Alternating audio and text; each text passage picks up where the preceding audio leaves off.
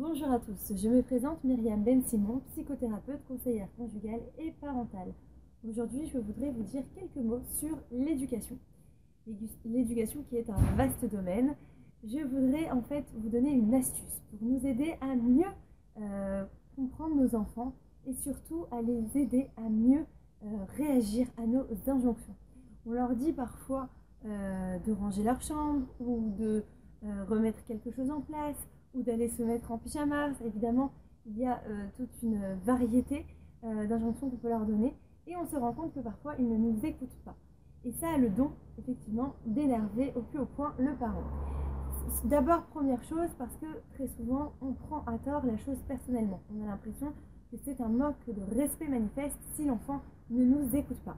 Donc déjà, savoir qu'un enfant ne fait pas les choses contre le parent obligatoirement, il le fait aussi parce que c'est un enfant et que s'il est déjà investi dans un jeu ou déjà happé par autre chose, il n'arrive pas à écouter. Donc, première astuce, se mettre au même niveau que lui. Ce qui signifie vraiment physiquement s'approcher de lui, le toucher physiquement, bien sûr pas méchamment, mais qu'il y ait un ancrage, c'est-à-dire qu'on pose la main sur l'épaule, sur le bras, peu importe, et on se met au même niveau de regard, de vision. Et on le regarde et gentiment on lui dit voilà, je t'ai demandé de faire ci ou ça. D'accord ? Ça lui permettra de capter son attention. Parce que lorsque l'on lui demande alors qu'il est dans une autre pièce et qu'on lui crie à travers une pièce de faire quelque chose, il ne va pas forcément pouvoir être en mesure de donner toute son attention.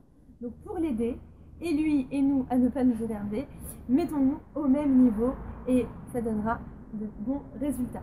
Voilà, c'était l'astuce du jour. Je vous remercie, je vous invite à partager, liker et à visiter mon blog pour plus d'approfondissement, bien-être pour tous.com. Je vous remercie et vous dis à très bientôt.